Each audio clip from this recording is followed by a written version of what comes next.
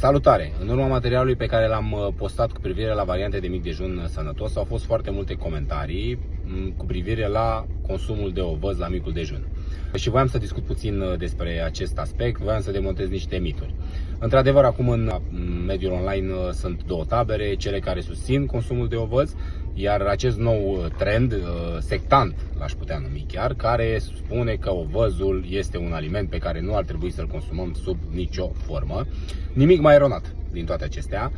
Din contră, ovăzul este considerată cea mai sănătoasă cereală și este plin de vitamine, minerale și antioxidanți, mulți dintre ei pe care îi găsim doar în ovăz. Dar contează foarte mult cu ce îl consumăm, asta este foarte important. Dacă noi ne apucăm acum să consumăm ovăzul cu nu știu, miere, cu să mai adăugăm în el chestii care au un indice glicemic ridicat, automat când ne crește glicemia, dar glicemia nu crește de la ovăz, glicemia crește de la alimentele cu care îl combinăm. În concluzie,